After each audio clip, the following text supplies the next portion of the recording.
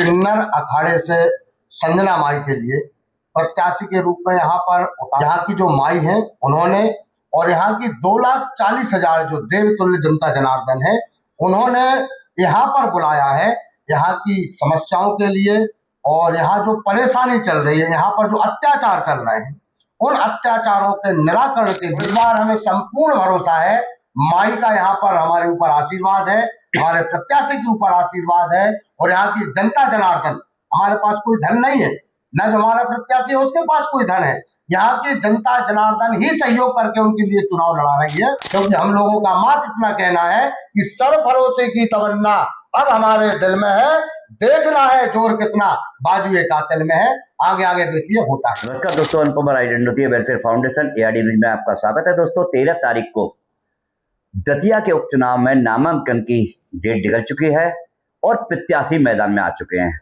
यहाँ पर भगवा पार्टी की ओर से जो प्रत्याशी खड़ा किया गया है उसको लेकर हम चर्चा कर रहे हैं, क्योंकि भगवा पार्टी के द्वारा एक किन्नर को खड़ा करके जो कांग्रेस, बीजेपी और भीम आजाद समाज पार्टी को टक्कर देने की बात की गई है और चर्चा भी है कि इस बार दतिया कुछ बड़ा करने वाली है। तो उनसे पूछते हैं कि ऐसा क्या है कि उन्होंने दतिया के उपचुनाव में ताल ठोकी है, निर्दलीय के रूप में ताल ठोकी है। क्या वो किसी पार्टी के बी पार्टी, सी पार्टी बनकर सामने आए हैं या हकीकत में चुनाव जीतकर जनता के विकास का, दतिया के विकास का, दतिया के उत्थान के लिए सामने आए हैं? क्या नाम है आपका? जी, मेरा नाम शिव कुमार भार्गव है और मैं भगवा पार्टी से प्रदेश अध्यक्ष हूँ। और हमारी भगवा पार्टी ने किन्नर अखाड़े से संजना माई के लिए प्रत्याशी के रूप में यहाँ पर उतारा नहीं है और ना भगवा पार्टी यहाँ पर चुनाव लड़ने के लिए आई है। यहाँ पर यहाँ की जो माई है उन्होंने और यहाँ की 2,40,000 जो देवतुल्य जनता जनार्दन है उन्होंने यहाँ पर बुलाया है यहाँ की समस्याओं के लिए।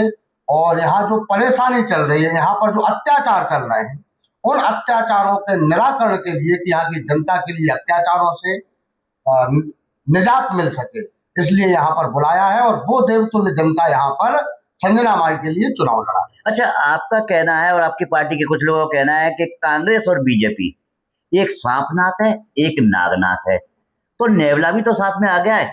देखिए, एक सांपनाथ है, एक नागनाथ है और नेवला उसे हम नहीं कह सकते कि वो नेवला है, वो अजगर है।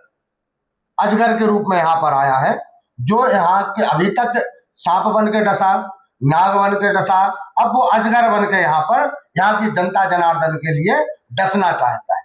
पर यहाँ की जनता समझदार है, यहाँ के लोग समझदार हैं। आज से 6 महीने पहले जब हम यहाँ पर दतिया आए, यहाँ का हमने सर्वे किया, यहाँ की जनता से हमने जाना, उनकी परेशानियों को जब हमने सुना कि यहाँ की जनता बहुत ज्यादा परेशान है और जिस अजगर की बात आप कर रहे हैं वो अजगर तो यहाँ की जनता से ब्याज के नाम पर लूट खसोट करता रहता। नाम लेना मैं उचित नहीं मानता हूँ।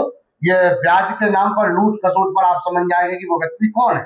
और रही बात जिन्हें हम नागनाथ या सांपनाथ कह रहे हैं, उनके लिए भी यहाँ की जनता बहुत समय से देखती चली जा रही है और इस बार हमें संपूर्ण भरोसा है। माई का यहाँ पर हमारे ऊपर आशीर्वाद है, हमारे प्रत्याशी के ऊपर आशीर्वाद है और यहाँ की जनता जनार्दन, हमारे पास कोई धन नहीं है, न जो हमारा प्रत्याशी है उसके पास कोई धन है, यहाँ की जनता जनार्दन ही सहयोग करके उनके लिए चुनाव लड़ा रही है। और जिस तरीके से हमें सहयोग मिल रहा है, किसी दूसरी जगह जाकर 1 महीने पहले से रहना, भोजन की व्यवस्था होना, अन्यत्र खर्च जब वहां के लोकल के लोग करते हैं तो इस चीज से संपूर्ण विश्वास हो जाता है कि वो विजय प्रदान कराने के लिए हमारा सहयोग कर। अच्छा जी, बताइए आपने प्रत्याशी किन्नरी को? देखिए, हमने प्रत्याशी किन्नर इसलिए चुना, देश ने नारी को भी देख लिया, नर के लिए भी देख लिया और दोनों का शासन काल भी देख लिया कि दोनों के शासन काल में देश गड्ढे में चला गया। किसी समय देश को सोने की चिड़िया कहा जाता था, पर आज हमारे देश में हर एक नागरिक लगभग, यदि आंकड़ा निकाला जाएगा तो 5 लाख रुपए का कर्जदार है। उसे दोनों सरकारों ने कर्जदार बना दिया है और आज गुलामी की ओर देश जा रहा है। उस गुलामी में ना जाए, महाभारत में जैसे पांडवों के लिए जीत दिलाने के लिए शिखंडी आए थे, इसी तरीके से जो अर्धनारीश्वर है वो देश के लिए बचाने के लिए इन दुष्टों कि संघार के लिए, संघार का मतलब मारना नहीं है, कि संघार का मतलब मारना है। जैसे यहाँ के अत्याचार से कुछ समय यहाँ के जो दादा कहे जाते हैं उनका संघार कर दिया उनकी पार्टी ने। ऐसे ही जो दुराचारी है, देश का जो अहित कर रहे हैं, उनके संघार के लिए एक अर्धनारीश्वर के रूप में भगवा पार्टी यहाँ पर लेके आई है। और रामचरितमानस में भगवान राम ने, तुलसीदास जी ने भी इसका उल्लेख किया है कि भगवान राम का इनके लिए वरदान है।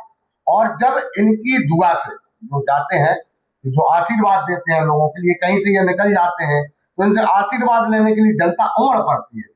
जब इनके वो आशीर्वाद देने से घर की भलाई हो जाती है, जब ये किसी जनप्रतिनिधि के रूप में आएंगे तो देश का कितना भला होगा, ये दतिया की जनता और देश की जनता अच्छे से समझ सकती है। आप जनता, दतिया की जनता से आप क्या कहना चाहें, क्योंकि बिल्कुल बच चुका है और उल्टी गिनती शुरू हो चुकी है। देखिए, मैं दतिया की जनता से मात्र इतना कहना चाहूंगा कि वो 4 बातें याद रखें। एक, राम मंदिर, राम मंदिर बनना नहीं, राम मंदिर में अभी क्या हो रहा है, चंदा चोरी, चंदा चोरी, उसे याद रखें। दूसरा, एनोथ है, जिससे अभी गाड़ियों की बर्बादी हो रही है। और तीसरा, उनके लिए याद रखना है देश में जो कर्जा बढ़ रहा है, हर नागरिक कर्जदार है। चौथा, उनके लिए याद रखना है बेरोजगारी, देश का हर युवा पढ़ा लिखा बच्चा आज बेरोजगार है।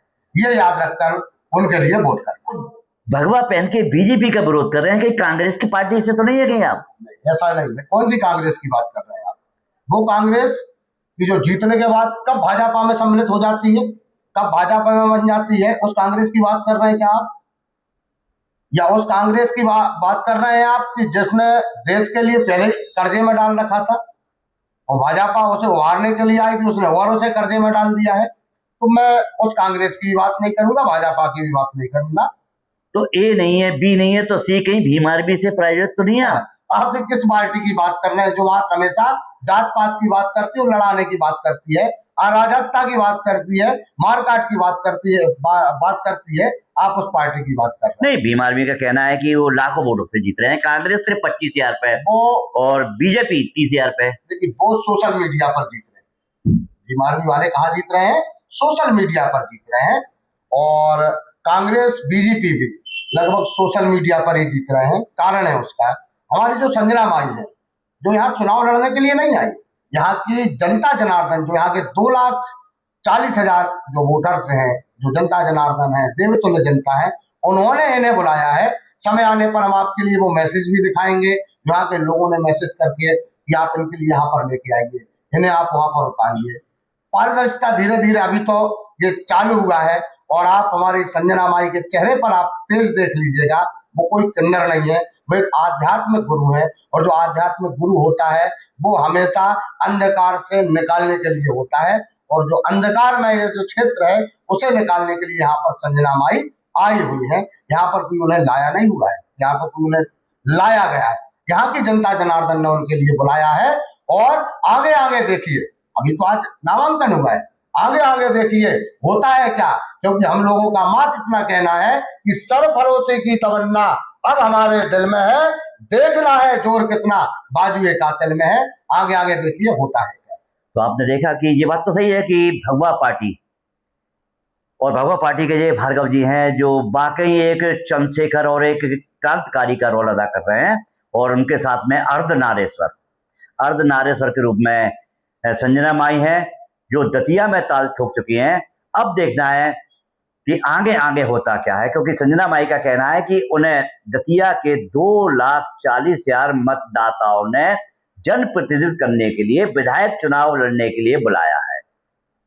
और बात भी सही है कि जब नामांकन भरा तो नामांकन के समय जिस तरह से बीजेपी, कांग्रेस और भीम आर्मी की नींद उड़ी थी, उससे लगता है कि मुकाबला सने सने ही सही मगर बड़ा रोचक और बड़ा अविस्मरणीय होने वाला है। जो त्रिकोणी था अब वो चतुर्थ श्रेणी में आने वाला है। इसी के साथ जय हिंद, वंदे मातरम, नमस्कार।